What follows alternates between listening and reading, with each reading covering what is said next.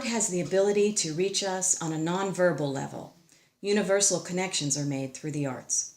An image speaks to our emotional center of our brain, bypassing the step of having to be translated into language, so it is a more direct communication.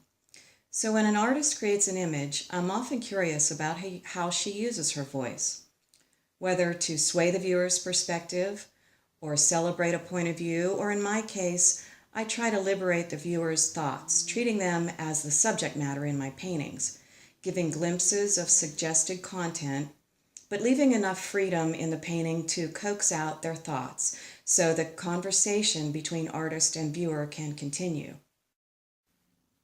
When my mother created, she spoke through her good-natured spirit in a way to intrigue and unify.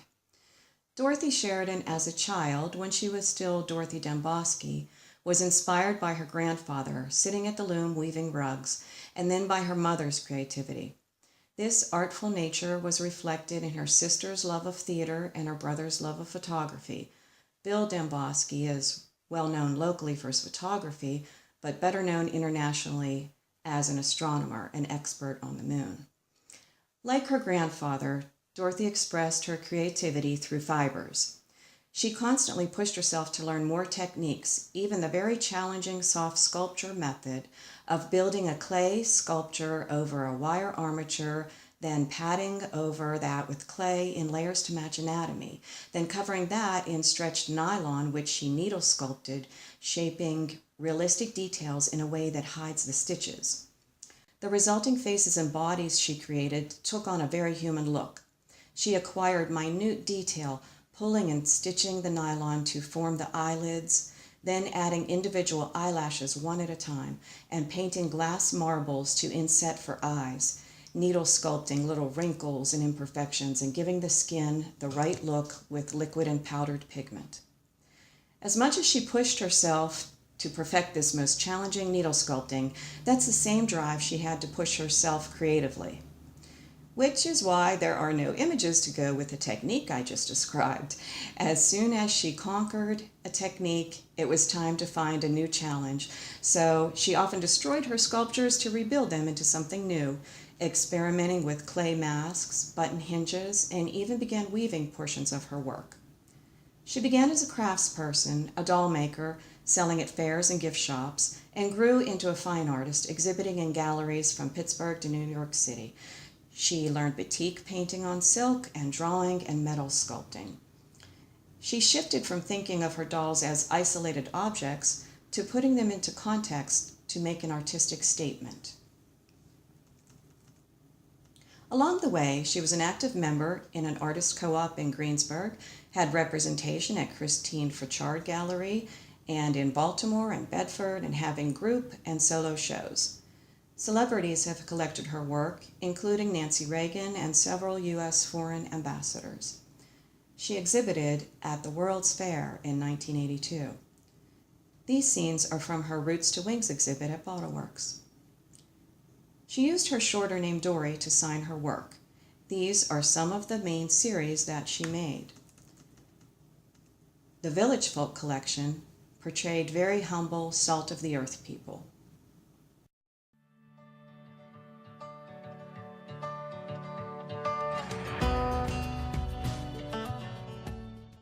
Royal Nobbies. Their imperfections make them relatable, with their twisted, worn-down bodies, but not broken, still exuding some humor and inner peace.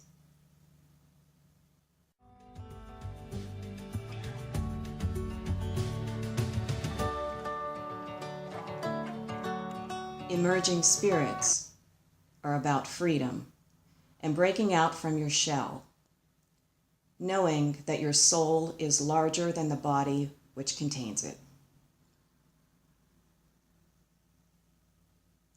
Wall-hanging spirit guides and spirit guardians. Creativity drove her passion as Dorie moved on from a series, except she did continue longer making the wall dolls because people throughout the community kept finding a connection with them and continuing to collect them. Arts have a healing effect. Sculpting and painting helped Dorie, and she passed that along to others, teaching them to create. She also donated her work to worthy causes. I have fond memories of Dad, my two brothers, and I helping out. It was a fairly common scene for us to be gathered around TV shows in the living room in the evening. We would each take a stack of doll parts to stuff to help Mom meet the production deadline. She was in demand. Even Phil, my husband, knew back when we were dating in high school that when he came to pick me up, if doll parts were out, he should join in and stuff a few before going out with me. When my parents met at a young age, they started a true love story and became supportive partners for each other, enjoying singing in choirs and raising their family to engage in the arts as well. Eventually, my dad, Pat Sheridan, even became director of the choir, while his grandson performed in Times Square. So you see, this creative flow continues. A couple of years ago, when I was writing and illustrating children's books, music, and an educational program, Dorie enabled my ballerina frog character to manifest into a lovable dance partner for children to learn from. She brought her creativity to the water lily pond. I partnered with a team of talented artists, including Rachel Allen, one of last year's Artist Hall of Fame inductees. But again, there was also a team of family lending their talents, including my son Sheridan narrating the project. It seemed we were right back in time when all pitched in, grabbing a doll part to stuff to help fill Mom's next order, except this time with my daughter painting butterfly wings and designing dragonfly wands for kids to dance with, and with both my parents pitching in like champions. I couldn't have put the Jitterbug Jams project together without them. After joining forces many times and inspiring each other, our last joint adventure was to focus on her wall dolls, designing the next generation of her spirit guides. And in fact, it's the next generation of artisans that will help carry this out. Her granddaughter, Erin Lene, has learned to crochet from Nani years earlier and kept with it, designing work of her own. The three of us joined forces under the heading of Etched in Silk with our 3-generation logo. Nani had always brought the arts into family gatherings and taught doll making, painting, and crafts to all of her 7 grandchildren. That brought lasting enjoyment. Now the 3 of us had a serious mission, though, to carry on the production of her work. The way she touched all of our lives is her legacy, but we felt like this is an additional legacy. We became Dorie's apprentices. We learned her techniques and how she'd like them to progress for applications to help in the community. Since Dorie worked very fervently, we have several that she created. We'll be releasing those classic spirit guides and spirit guardians, along with launching the next generation of Dorie dolls for healing art sessions. Dorie's bold yet gentle spirit continues to shine through her art and in our hearts. From these roots, I went on to study at Seton Hill University, followed by apprenticeships to become a portrait artist and courtroom artist. I also was a weaver, fabric painter, fibers designer, with work selling in Paris and Canada and along the East Coast through designer Lauren Helfand, that making me the 4th of these 5 generations to work with fibers. I now make stylized representational mixed media paintings. I use my voice as an artist because of the way my views and knowledge have been shaped from my experiences. Empathy is the strongest factor in my work. I like to give the viewers' ideas a springboard. Some of this came out of collaborating with congressional leaders, civil rights leaders, interviewing them and working with them to choose symbolism to represent their issues. For a few years, I commuted to Capitol Hill to do this work, commissioned individually by members of Congress. I traveled as far as Nevada for a portrait sitting with Congresswoman Shelley Berkeley, and as far as Rhode Island, exhibiting the collection. Through Southern Allegheny's Museum of Art, I used the congressional portraits in residencies with nearly 24 schools and community settings and healthcare facilities to inspire creative expression. I received National Endowment on the Arts and Pennsylvania state-funded grants through Pennsylvania Rural Arts Alliance to work with incarcerated youth, inspiring character development qualities in them through artistic expression. For the past decade, I've been promoting folk artists through Bottleworks and Pennsylvania Council on the Arts. Learning about these diverse cultures also influenced my work.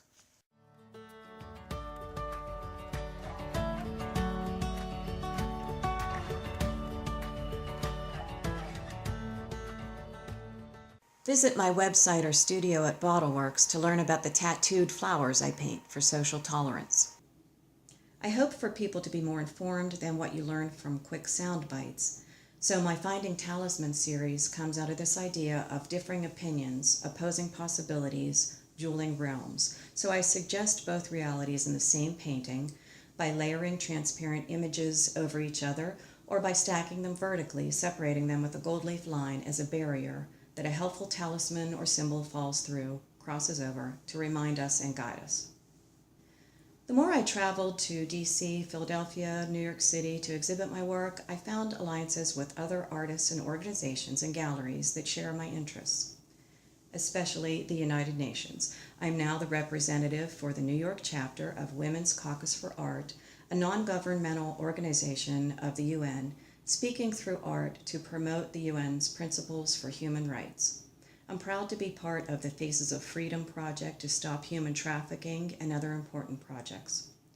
So I paint about relatable themes of human nature, letting go of pain, and I paint about social issues for justice.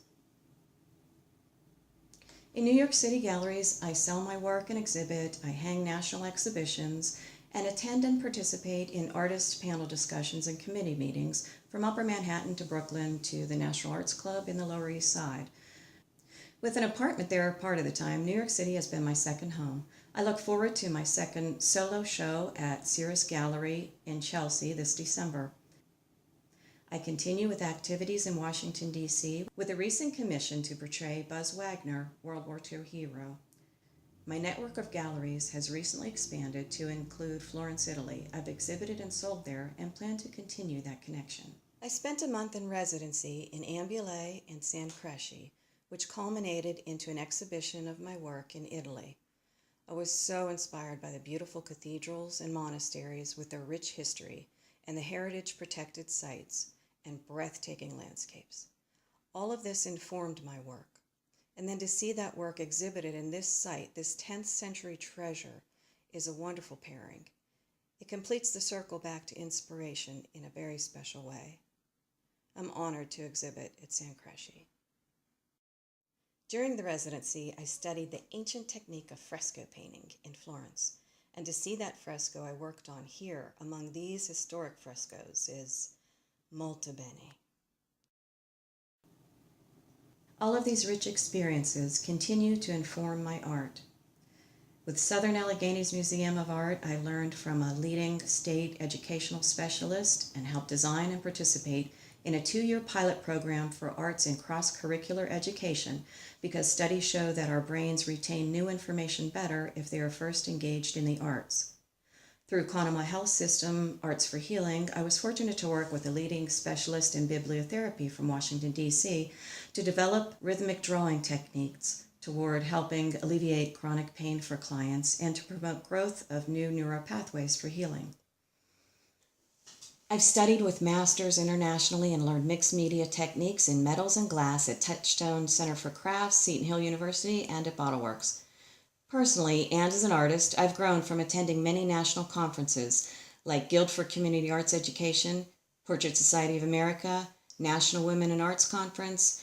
I've workshopped with the likes of Lily Ye, who's healed communities near Beijing and around the world with transformative mosaic garden projects, and with the Philadelphia Dance School teaching nonverbal expression through movement. I bring this knowledge back to BottleWorks and apply it to the Jitterbug Jams educational lessons and lend support to the mindfulness sessions like Girl Power and wherever it might apply. I've been welcomed by individuals and organizations all along my path, more than I could mention here. Unfortunately for others, that's not always the case. Folks don't always feel welcomed. I try to lend my voice through art, so I'm bringing the One House Project to BottleWorks from DC, an exhibition and community workshops to celebrate heritage and inclusion. My mom would often say, "Hey, we're in the same place again." Our creative paths, our careers, our personal journeys would seem to keep aligning every few months. We had our first 2-person exhibition together many years ago at the Community Arts Center. And then we couldn't help but notice we kept crossing paths and being in the same place mentally, artistically, even physically with health issues. Well, I'm so proud to be this special doll maker's daughter. And now, while we can't quite be in the same place together, Because of Bottle Works, we will be together always in the Artists' Hall of Fame.